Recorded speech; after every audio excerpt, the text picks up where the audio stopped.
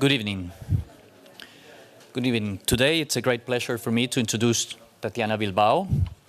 Tatiana is one of the leading voices of Mexican architecture, not only as a great architect, but also as a woman, leading a very strong force, not only across Mexico City, but also across Latin America and the world.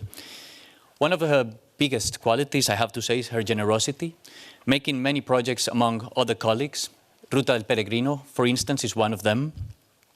Her work ranges a very big size of scales, moving from very small particular projects as the housing projects that we will see today, but also dealing with the territorial in a very sophisticated manner, putting friends and colleagues together, which is a great, let's say, a great move in these days of egocentric architecture, egotism, and not to say everybody willing to do it alone. In that sense, I think Tatiana is leading with a very strong voice. I've known her work through many colleagues, always very generous of sharing her thoughts about her work and about her generosity. I believe that today we're about to see a very interesting lecture dealing with these scales, dealing with real problems, with real architecture, engage with the talent of design and the talent of putting together a project and being able to tackle housing, for instance, in Latin America, which is quite not easy task to do. At the same time, trying to build a relation with the city, being conscious of their environment, of her context. Let's give her a warm welcome to the GSD. So thank you, Camila, for a super incredible introduction. I hope I meet all the lines that you were saying. I'm very glad to be here. Thank you for the kind invitation, everybody organizing this night. It was amazing. Today I wanted to talk about the house and the city. We have done projects in very wide range of scales and sizes in the housing topic. We have understood today how important it is to think on the habitation of the human being. And I think that right now is an incredible force in the office, and we are really exploring and going into several directions tackling the topic. This house we did for a client in the shores of a lake named Chapala, in a city named, near a city named Guadalajara in Mexico. And the client arrived to the office with the will of creating a house with an incredible broad program of having a studio and a really open bedroom with two double height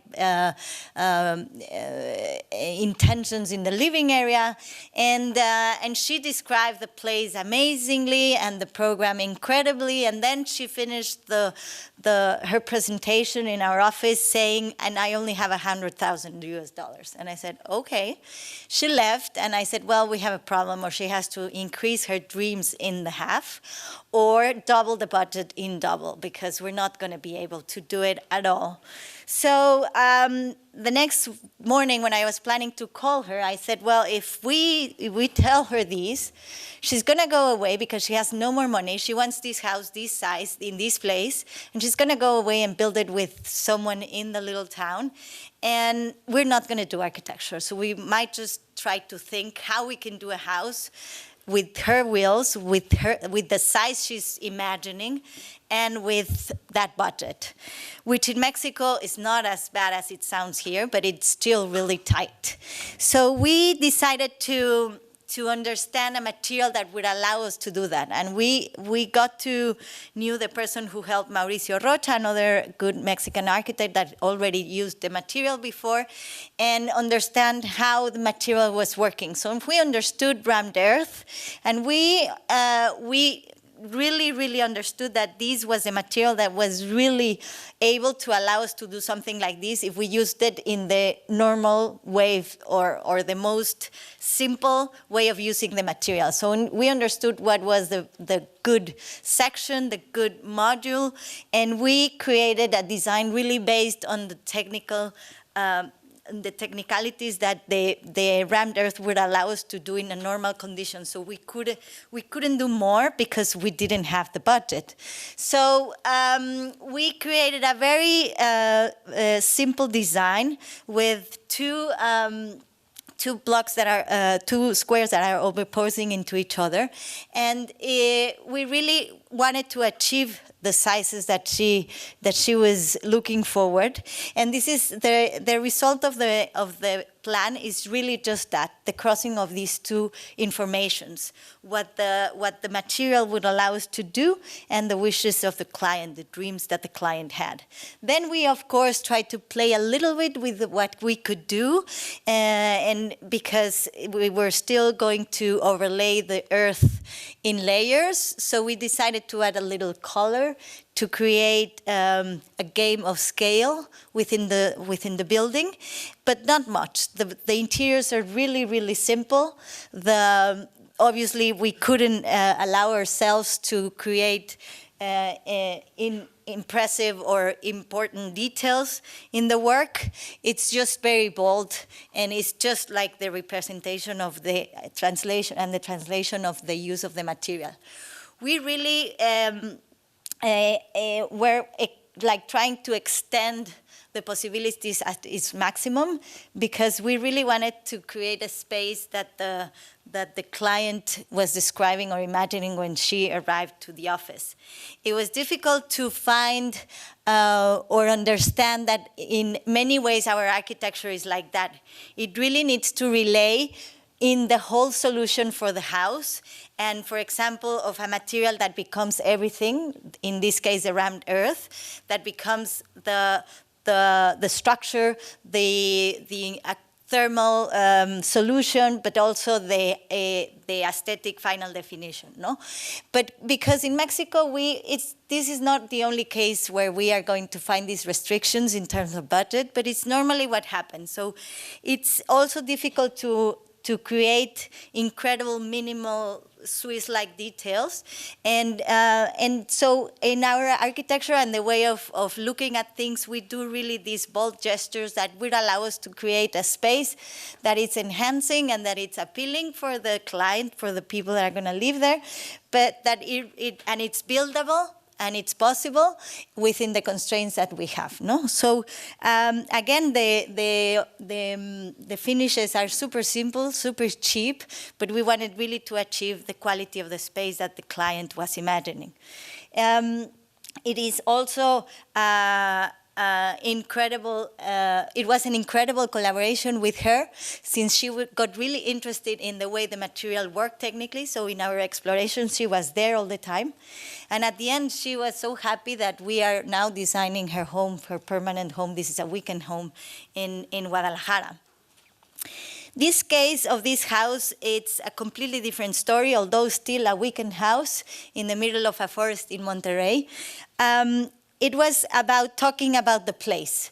The client, this client arrived to us, she's also a woman, willing to have a space that would not reject her from the forest and would actually allow her to be all the time in the forest.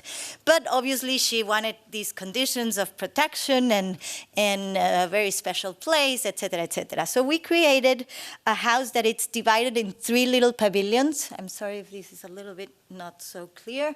That has a main area, a main space, living space, and 2 rooms, basically 2 set of rooms. And so we wanted to create a game with 3 materials. So there's 3 pavilions and there's basically 3 materials, which is glass, ceramics, and wood. And we based every of the 3 pavilions in one of the materials. So this one is based on the glass, using as a secondary material the ceramic, and then using as a third material the wood.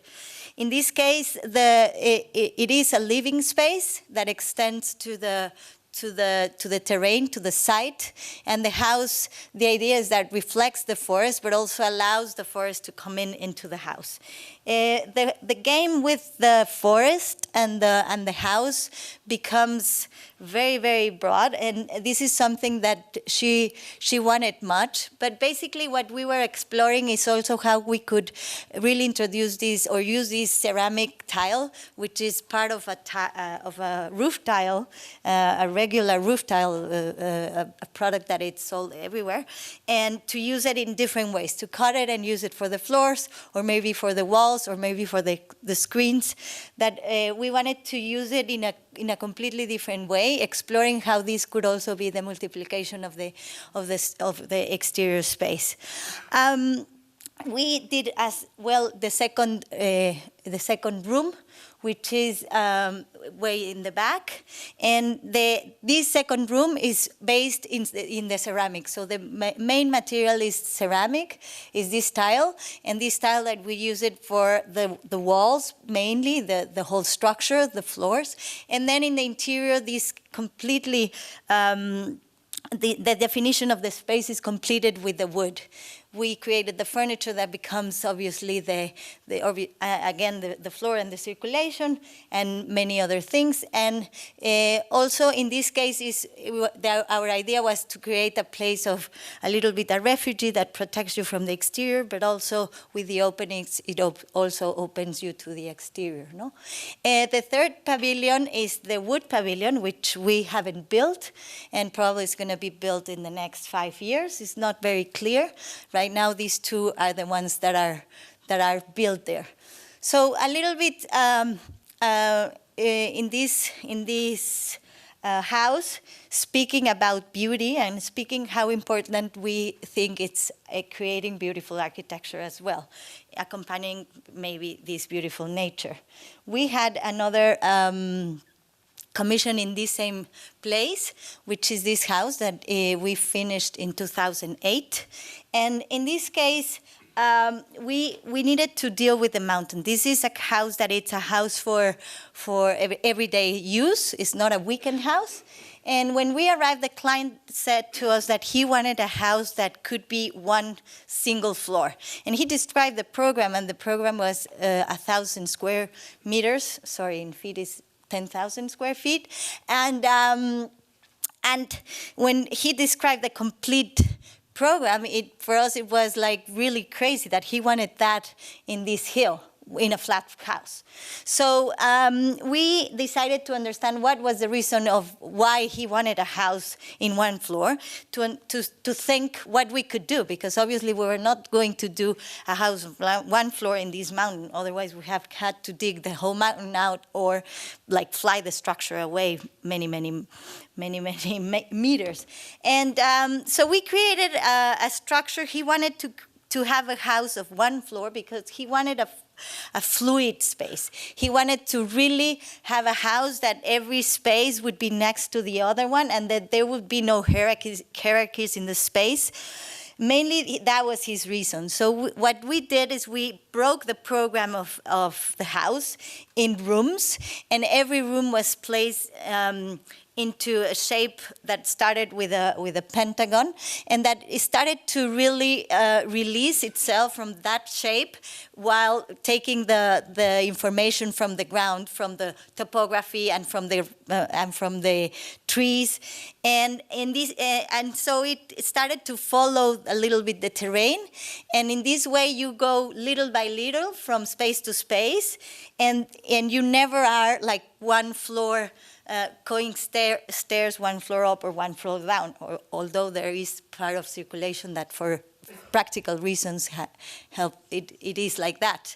So every space, like kitchen to the living room or else, you have 2 or 3 steps, and then every space is connected to the next one, no? It's starting to understand the topography. As I said, there's a set of functional stairs that connect all the service areas. And this way the house is a little bit trying to be informed by the mountain and deformed as well by the mountain. This project is in the same place where the other one was, and it's in Monterrey, Mexico, in a city in the north of the country. We been working, I don't know what now it's working.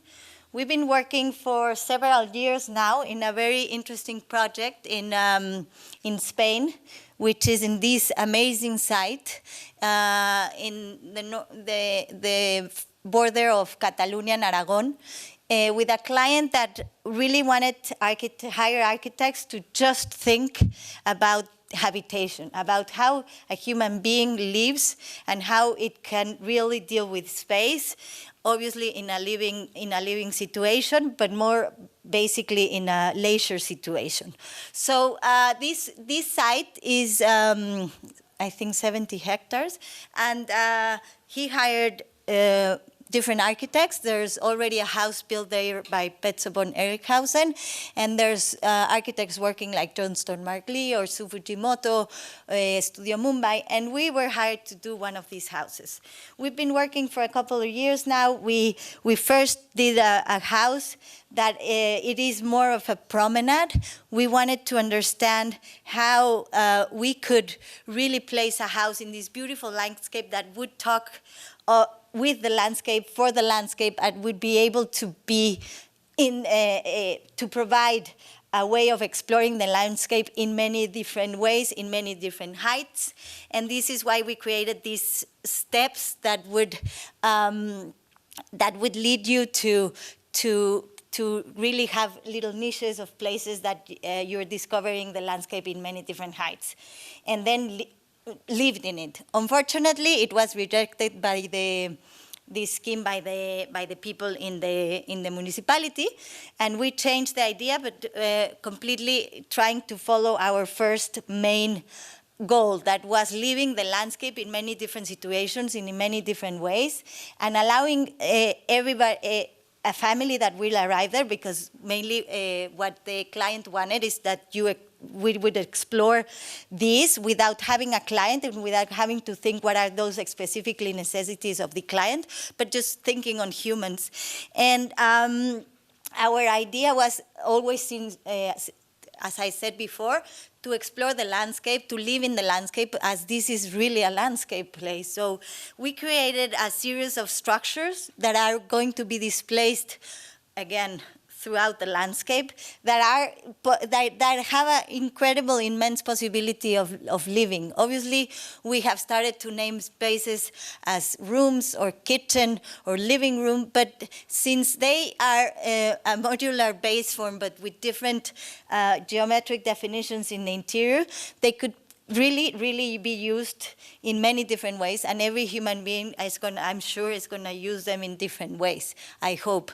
In this way, we wanted to create structures that can be inhabitable, but that can be really also something just to explore the landscape and to be immersed in it, in this array of structures, and that will really allow you to really be in many different areas of this landscape. And yeah, the landscape, it's nice, but where's the city?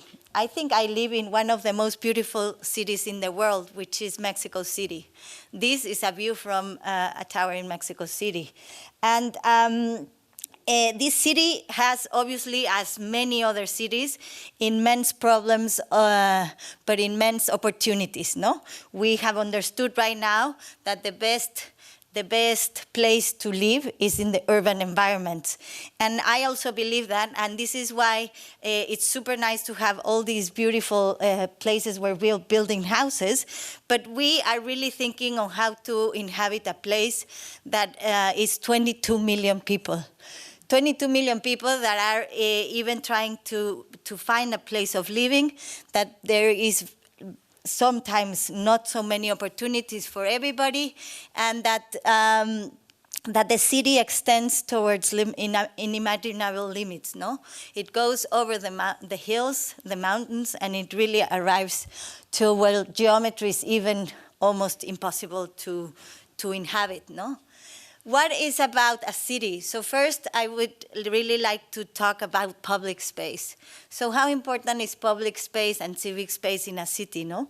We worked in a garden in Culiacan, in a botanical garden, that it's really a place where people go, where people are identified in the city. It's where people go to leisure, to learn, to exercise, but also to take photos of their most important moments in life. And in this garden that has been there for 35 years now, we were invited to do an intervention, actually more than an intervention, a real restructure of it. And when I arrived with my architect's mind, I thought that really the place was kind of a mess. And that really showed me a lot of things, no? I really learned a lesson, an incredible lesson that I'm just able right now to realize. We've been working in this project for almost 12 years. And the most important lesson is that I think architecture needs to become more organic, needs to be really much more informed by the people who we work for. It's incredible that obviously we're architects, we have all these theories, we want to have all these great ideas that we have and place them into a place that probably they don't come together.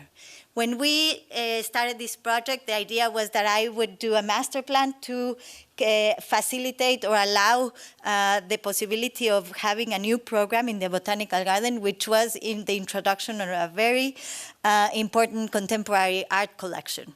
So obviously my first move was to think we need some grid to organize this place because it's a mess. It was done very intuitively, and what are we going to do?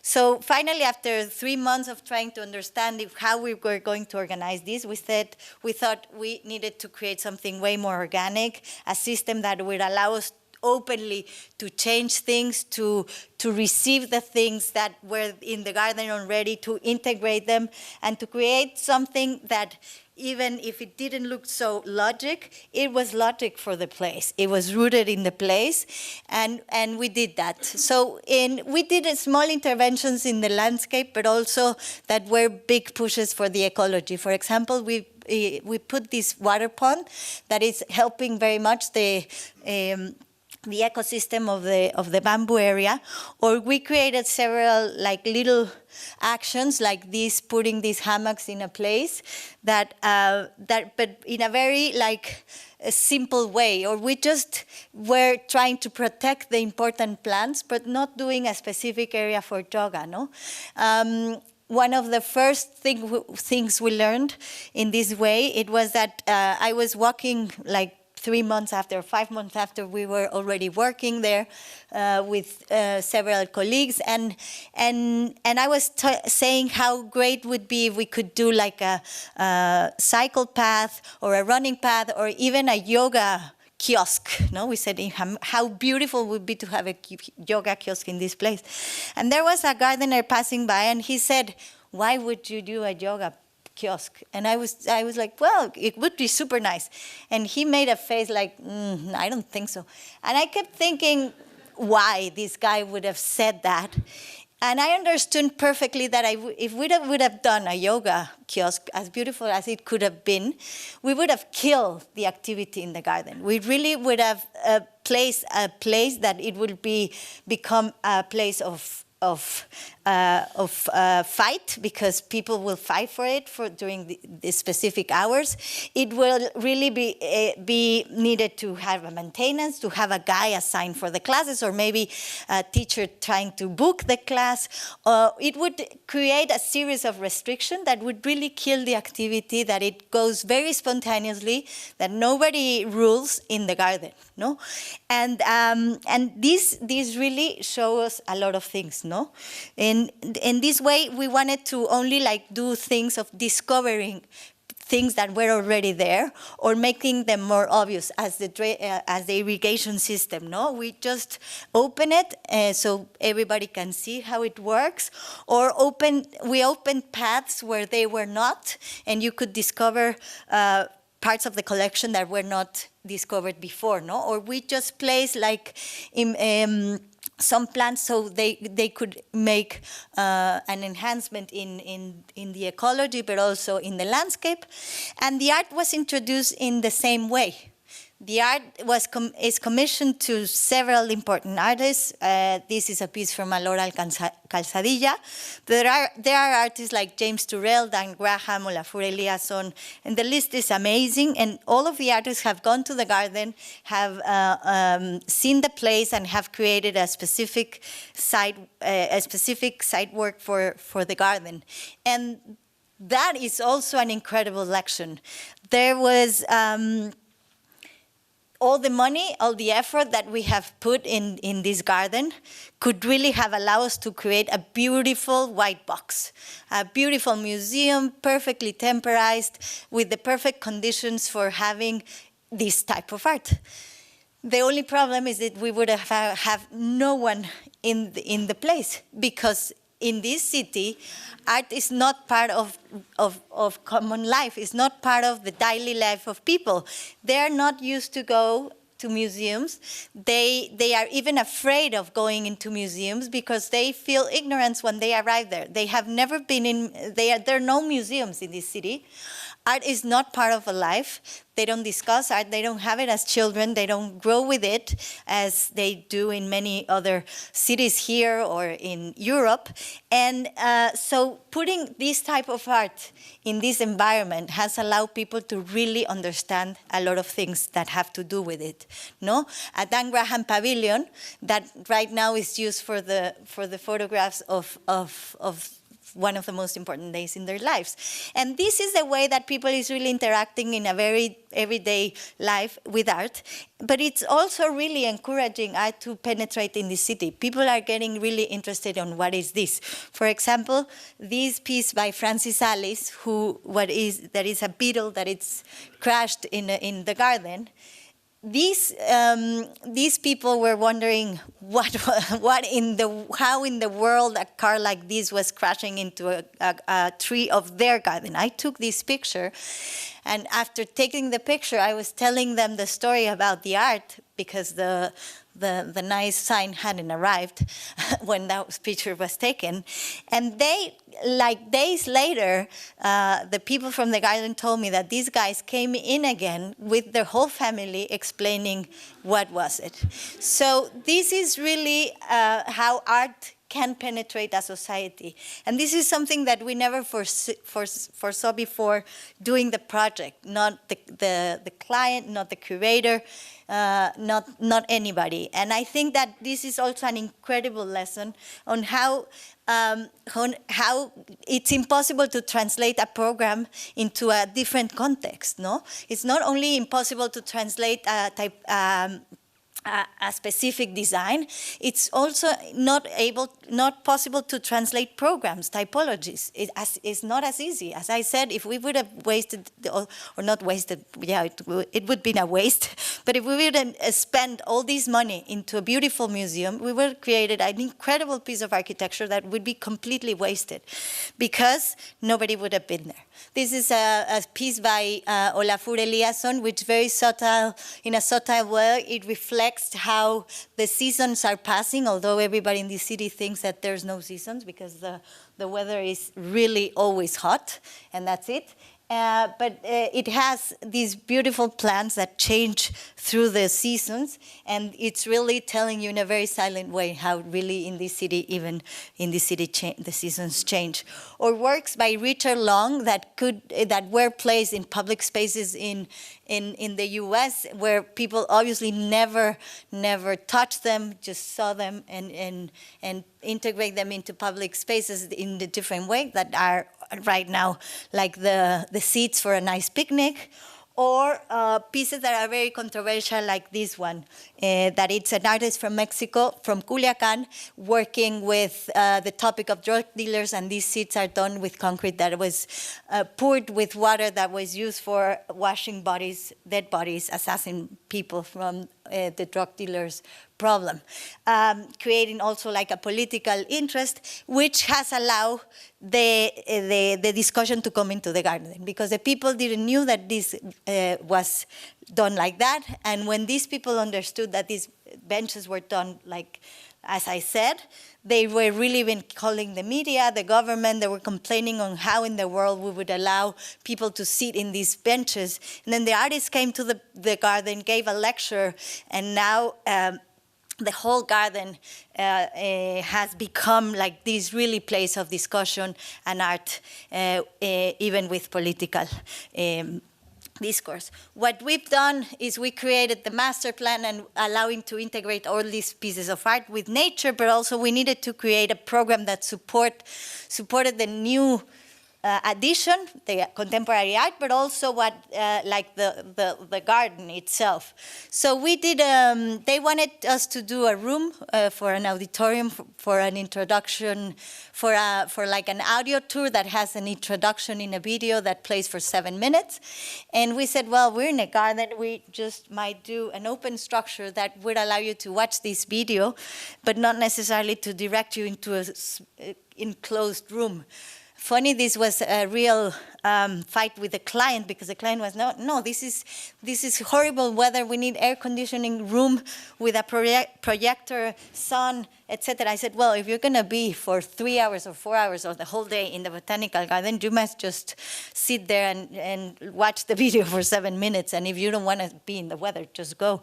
But it has been incredible response of the people, because the space is not only used for videos, it's been using for screens of many types. And so our main idea was to really have these buildings allow you to always remind you that you're in a botanical garden. So what we did is we broke the program in the most possible divisible way, and we created structures that were placed together for functional reasons, but that really separate and are allowing you, throwing you to the landscape or to the garden all the time. So this is, for example, a small auditorium and a room for kids, like educational facility, and it separates the structure where the services are, the bathroom, cleaning area, etc. So if you're in the auditorium, you need to use the toilet, you need to go outside. And if it's raining, you need to get wet. And this is what we actually wanted. We wanted you to always be sure that you are in a botanical garden, that it's in the middle of the city, yet that this is public, it's free space, but you are in this context, no? The structures are very simple, are concrete, and the idea is that the shell becomes everything, so it doesn't, in the interior space, doesn't have any structure, so the walls, the floor, and the roof are the whole structure, and the interior works fluidly, which I don't unfortunately have a picture, sorry. We recently finished this entrance, which is the north entrance of the garden. It has a building that is an office building for the garden and a ticket facility and a wardrobe room with a little store that it was just finished a couple of weeks ago. The same with that have these umbrellas for shadow for the entrance. And we have the same in this case of this building that we have just again finished, or not even finished, that it's a new set of areas for service for the building. For the garden, and that the client wanted us to develop after we developed the whole design. So we, as I said, developed the whole garden 12 years ago. It's being built little by little, but this one was commissioned like 6 years ago. Our architecture had transformed, had stopped to explore different geometries, but work with much more with the geometries, established geometries that they are. And this is when we designed this project. So this is why the aesthetic definition is completely different, but the conceptual idea of having the program split it in every sense in the most possible divisible way, it is there.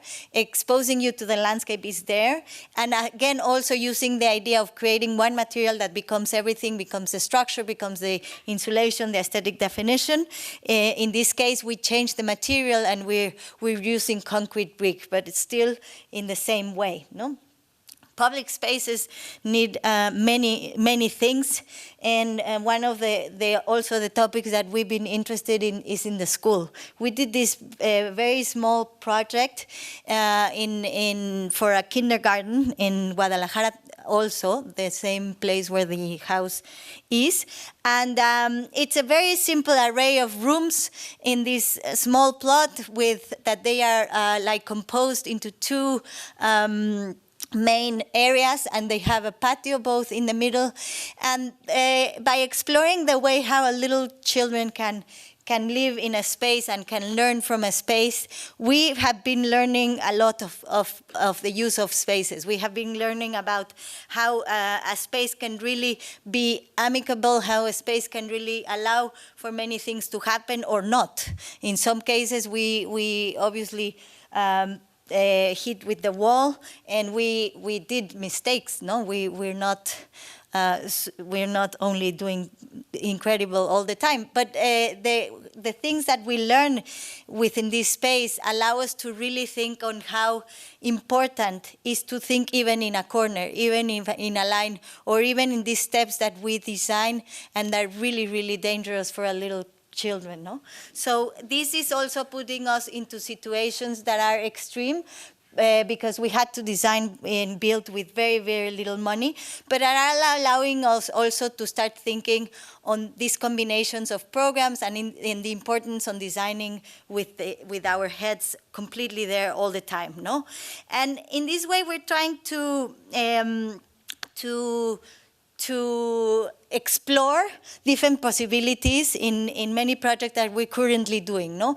How is a building that could become part of the city, how the skyscraper could really change and become really a part of the urban tissue by bringing more programs into the vertical realm, by really understanding if there's a possibility of allowing really diverse programs on it, not just the stacking of them, and having possibilities of, in the vertical life, to have a real public space, an open area that allows even people from the street to come in, even if this building is totally private, but not also people, the weather, rain, etc. A real public space. This is a competition we did that we didn't won, and but still, this is our explorations that we're doing even with projects that we're dealing with. No, this is an incredibly nice commission we're doing in Guatemala. In Guatemala City, and here we are actually doing that. No, we're trying to understand if there is a possibility of, one, allowing more diversity and really reflecting that there are many programs, that it's not only one single block, but there are many things happening, and how interesting could this become, and not only for the city, for the view, but also for the users. No, how really if we can, this is not passing. There, sorry. So if we can really understand and start thinking that these programs would allow for different possibilities to happen and become a little bit more organic. There's a shopping area here, then there is a gallery space, office area, and apartment building, and apartments on the top.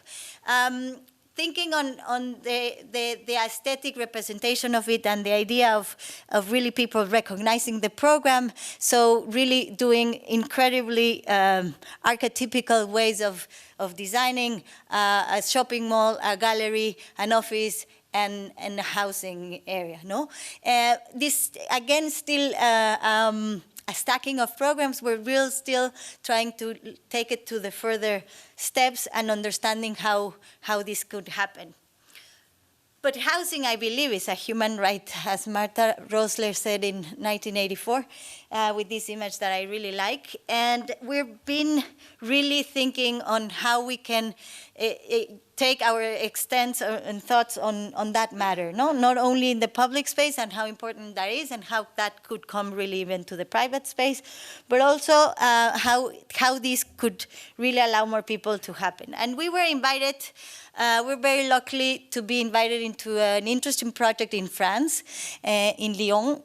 This is a project that it's combining many types of programs and many types of social statuses, and it's a block where there are 10 buildings. The main building is done a very luxurious apartment tower by Herzog and de Meuron, and then there is 3 other buildings that we are doing. 2 of them, this one and this one, are social housing, and one of them is also, again, a luxury apartment housing. The rest is a combined program. There's 2 office buildings, there's another social housing building, and there's an important garden designed by Michel Devine. And I think what is really interesting, at least was for us, it was to a little bit understand what's the politics behind social housing in France, and the idea of mixing, of the mixture in the city that allows people of really different incomes and backgrounds to be living even across from each other. No, so this is social housing, and this is very luxurious. High-end residential housing, and how can these people can interact in a public space, and how architecture will allow or not allow or limit that. No, so we are under construction. This is one of our first buildings. This is the very high-end building that we design, which I'm not going to go into detail. It's also being built, and this is the third building that it's also social housing that we are designing in this. So the very interesting part of it is how to first understand the politics there behind it, which is very interesting, what's happening in France. And secondly, how to operate in a different context for us, no? How to work in France, and how to bring our knowledge and what we can bring here. For me, it was very interesting when we arrived the first meeting, and we were asked to do this project, and we were giving all the program and the construction costs, etc. How surprised were the Swiss that they could really not operate with that kind of money. And when we heard the budget for it, we said, "Oh my God, that's the most incredible budget that we have worked in our lives with," and that's social housing, really.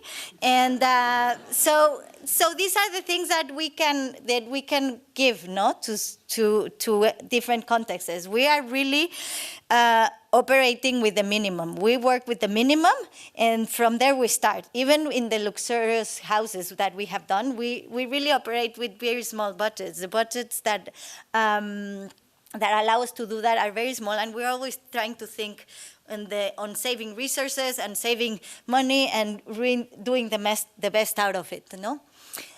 But then, for me, the topic is how to live in the city, no? Obviously, we have been sold the ideal life as this suburb life, garden city, that it's this idea of having your own piece of land with your beautiful little pitch-roofed house. No, it's been sold not only for many years, but also in the media, in the games little people play, but also it has really been directing how we live in the whole world. It's been copied in the rest of the world. This is China. But it's really something that we could discuss forever, if it comes from the media or if it really comes from our dreams, or what is it? Why we are all thinking in the whole world that we want a pitch roof house with a really nice garden in the front, and that this would allow us to have the perfect photo family, no? This has, I think, made a lot of harm in many ways, because we obviously understand many things. No, the first thing, it is ideal when you have the means for it. It is ideal when you are a millionaire and have the possibility of having a real nice suburb life and an incredible fast connection to your work, incredible possibilities. But when you are a mid-income or low-income person, this only becomes your worst nightmare, although this is something you are deserving ever. In Mexico has become a really, I would say, Machiavellic way of doing housing. No? So the idea of having this your own lot and the possibility of you buying your place, your lot with your house, with your loan, was the idea behind the new social housing policy that was created from the 70s in Mexico. This has created in the whole Mexico these type of places. There are 11 million people already living in these places. There are places where the units are 60,000 units altogether. Obviously, to create a system like this, you need incredibly large pieces of land, which are in the suburbs. But in Mexico, they're not connected to the cities, so it's really hard to get there. Even if they paint them in rainbow colors, it is really not a nice place to live. No? They become isolated dormitory places because these people have to work in the city.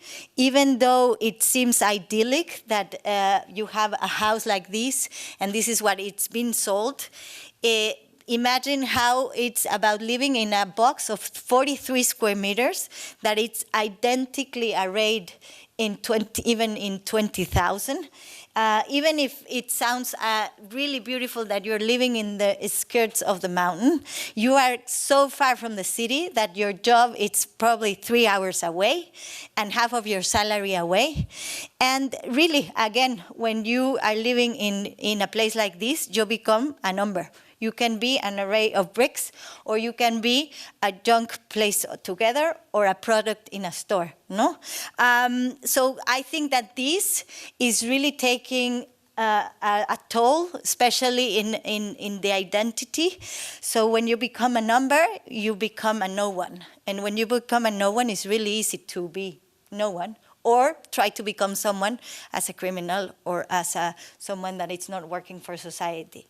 Also, the second part of the problem is that this is creating a disgregation of cities in an incredible way, no? Which we should start thinking how to consolidate cities, how to take advantage of the urban structures, how to become really cities that are depending on itself and on each other in terms of community, instead of spreading the city away, no?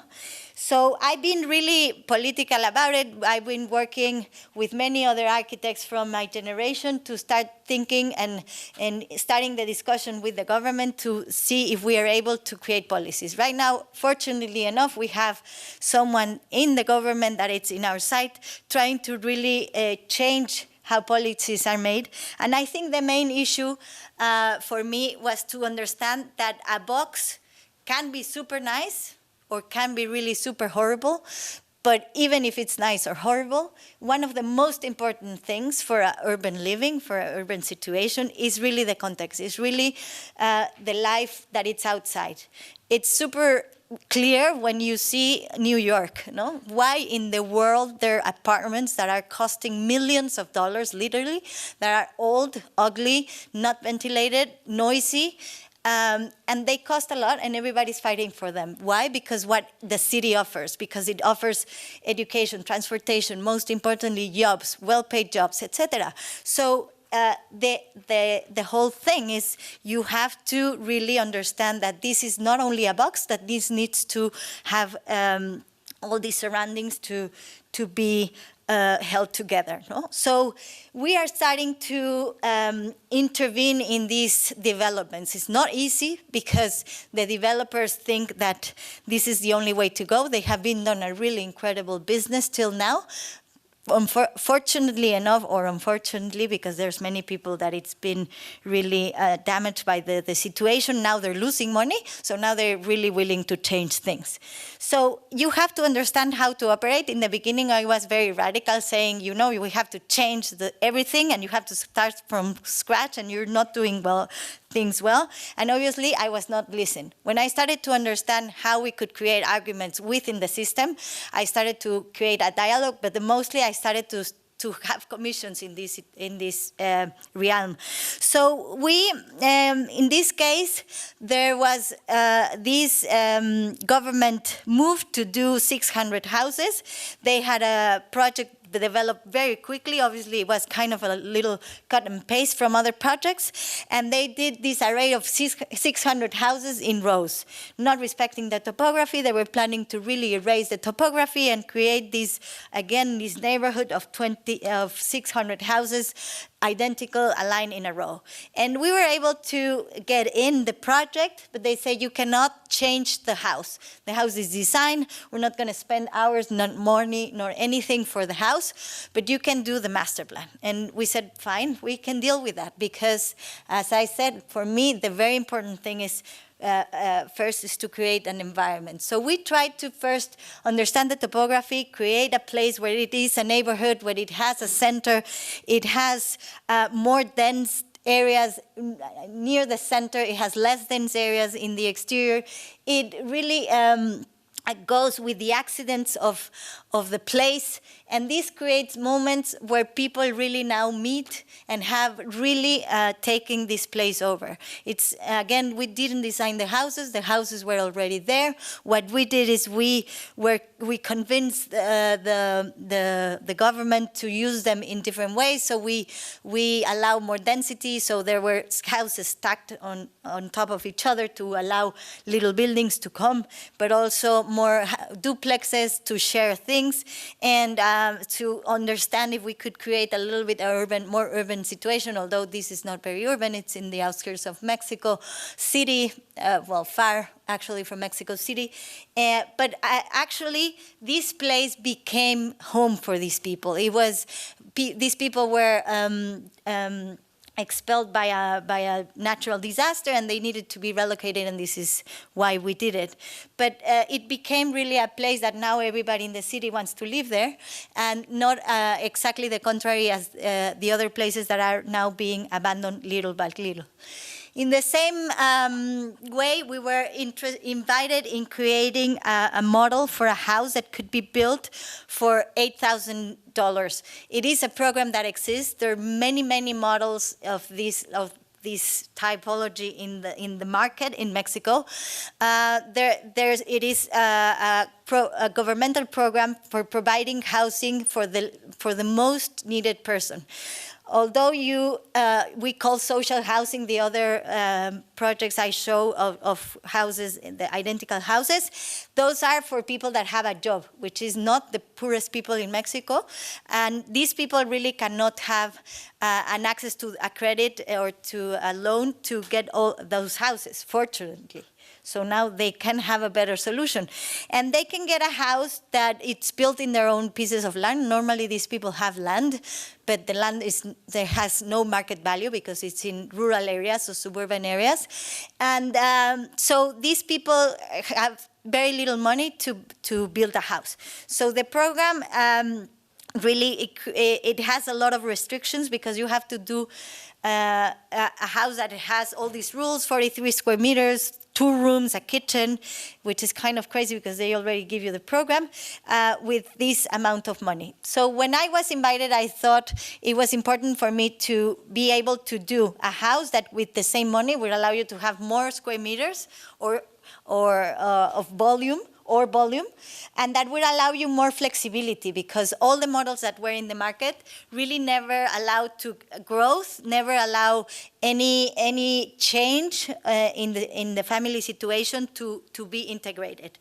So we decided to take a very archetypical form of a house, and the reason we did it is because we did a series of interviews that because in the beginning when we got the commission, we started designing, and then we realized we really didn't knew these people, not at all, not the culture that of these people that were going to live in these places. So we went out and did like, I don't know, 2,000 interviews. We were able to do that because the client had a network already of people that would give us all this information, of clients that they had because they're a financial institution. And we went and did these interviews, and the most crazy thing was that we found out that people wanted a house that looked like a house. And as I said, there's models already in the market, and they are all like that. They are all like a house. And first, I was obviously trying to erase even that, because we needed a house that had that needed possibility of flexibility, and obviously a flat roof is way more flexible.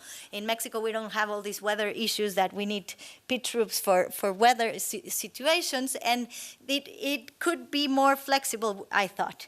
And then we found out that people really didn't want a flat roof house because it represented many important issues.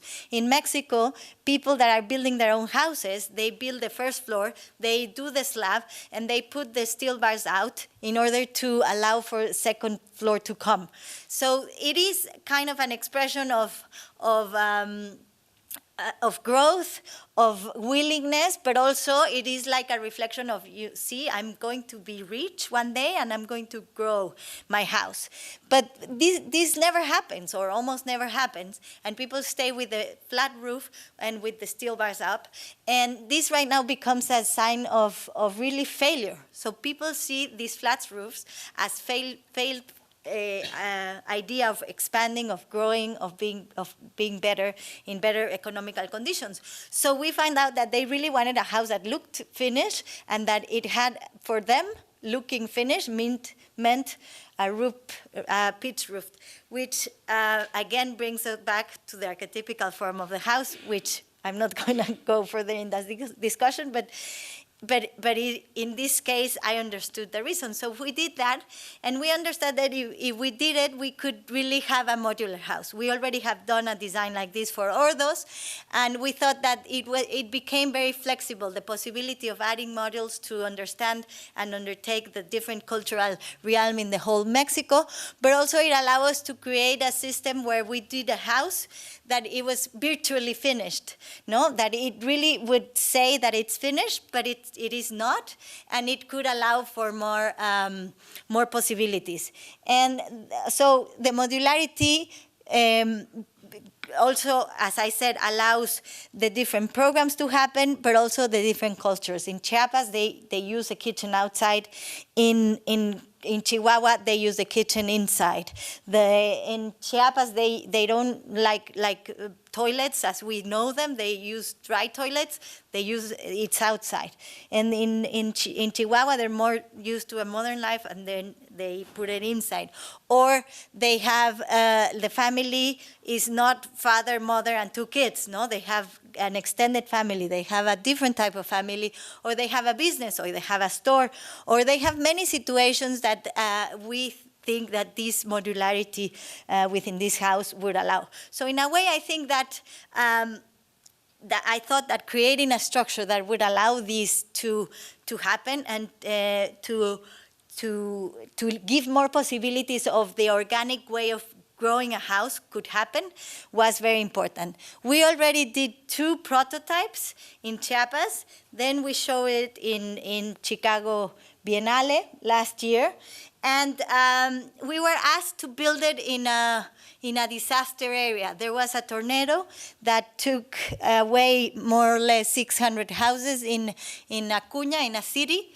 And it is one of these horrible housing units that I totally disagree with.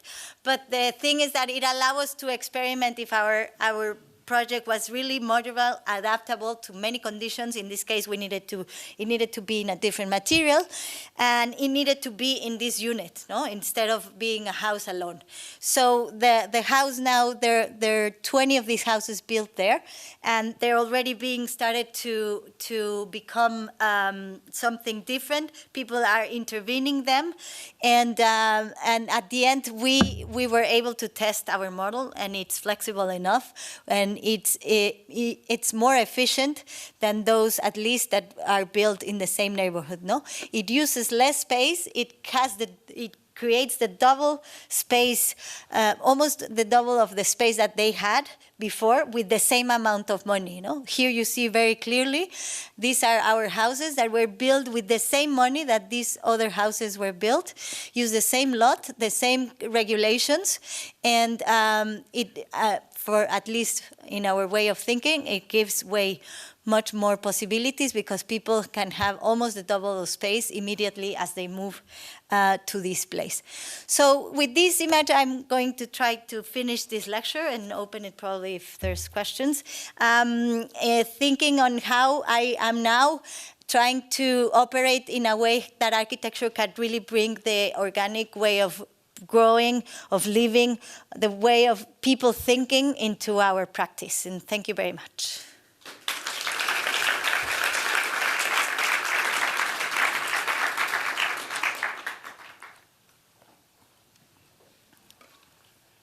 Thank you, Tatiana, very much for your presentation and all such interesting approaches to Latin American housing, which is very complicated, and I guess that there are a lot of answers in your proposal. I guess we have time for some questions. It was super clear or not? It was clear.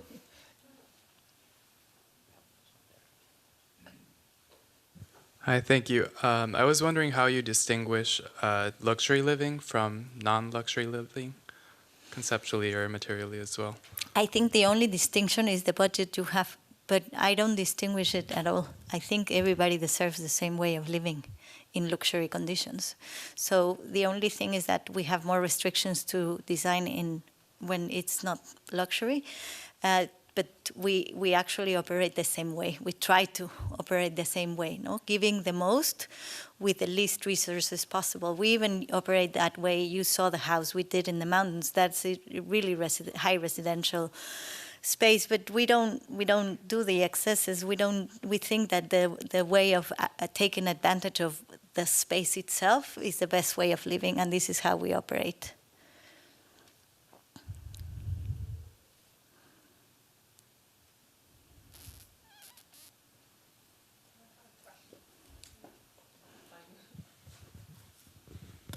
Thank you. It was an amazing talk, and I really liked it, and I really like your architecture too. Thank you. But I am, Thank you I so am much. the kind of frustrated architect that became an urban planner, right? Because I am kind of disappointed with the way cities are developing lately, mostly for low-income sectors, and I am from Latin America too. And when you show all of these pictures of the failed Mexican housing projects, I don't think it's a matter of design failure, but it's a matter of the social contracts that our governments make with developers rather than with the people, right? So instead of being a question of failure, design failure, it's a question of the political economy of housing delivery. So from your impression, and as a result of these first experiments, do you feel that this is something that could be transformed like in a structural change within the housing policy, and it can scale up to actually respond to like the demands of the deficit of the housing in Latin America, for example, or is just the developers saying, okay, just build some beautiful, well-done houses as a response to this crisis that we are having because we are actually losing money, or it's something that is changing their mindset in order to have like at least the hope of a better future? So it's a really interesting question. Well, first of all, I am frustrated as well, but I decided to operate within my realm. So I said, I'm an architect, how can I get into this, no? I think there was, so there was in Mexico at least what happened, it was like in the, before the 70s, there was like every other architect would have a really an incredible solution and participation and construction of social housing in the country. And why? Because the government was able to commission these places, but the problem was that they weren't going to be able to supply the demand at all, no? So in the 70s, they were realizing this, that they said, well, we have to create a really more important program because this is not working. And this is when they decided to open the model to bring in private capital, no? Bring developers, so they were able to then build more amount of houses within each year. And which was a good, I mean, it was in a good intention. But the problem was when the private capital goes in, because when private capital goes in, they're capitalistic interests way more than social interests, no? So the developers were really creating this model of housing along with the government, or the government was even allowing them, no? I don't know, we can discuss this forever. And then architects started to step down from these projects because obviously they were really not comfortable with what was happening. And then when I started working, really it was not a topic among architects. Nobody was really looking at this problem. And I one day decided to get in. I went into the social housing bank that they create basically all the policies, and that for me are the only ones capable to change the system, saying, you know, this is super wrong, you have to really change the situation, and they really closed the door for me. And when I started understanding the other side of the coin and how this is being produced and why it's being produced, and started to really from there allowing intervening in arguments, and then also going into with other architects and knocking doors and starting the discussion back again, we started really having another type of approach and another type of dialogue. I think that when we, in the moment that you can give arguments in their financial minds or politicians' minds, you start dialoguing. But also, we were very lucky because at the same moment, they started losing money. People started abandoning houses, so 30% of the houses are right now abandoned, of these 11 million houses that are built. And so the government is losing money because the government has this bank, Infonavit, who gives all the loans. And then the developers also started losing money because people are stopping buying these places, no? So these things collide, finally, and it's not easy. The developers saying, okay, we need to understand to change the model, and yeah, okay, we will commission an architect and design beautiful houses, but you know, we know the drill, this is how it is, you have to do 20,000 units, and identical, 43 square meters, no way of thinking, nothing else, no? But I think that that still, at least in the policy level, we are in a very interesting moment because the government is able to change things. No, the forces of these developers were so strong that they were controlling very big part of the economy at some point. So right now, since they're losing money and the government is losing money, now there is an excuse. So there is a change of policy, little by little. I hope it gets better and better. In France, it took 40 years to change the policy because if you look, it happened actually the same.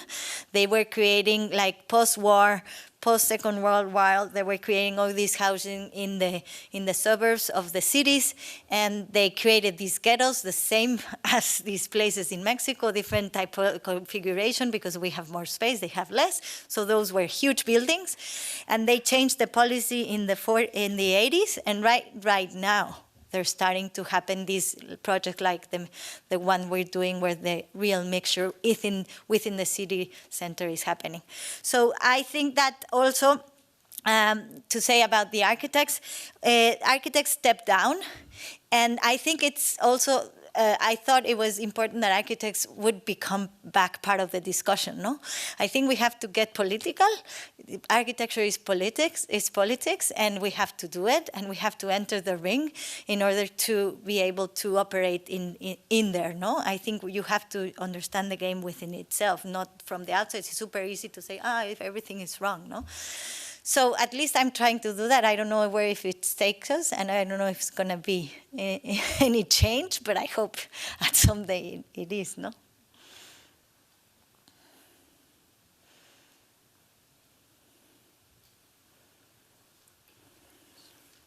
Okay, thank you very much for joining us tonight. Thank you, Tatiana, for being with us. Thank you very much.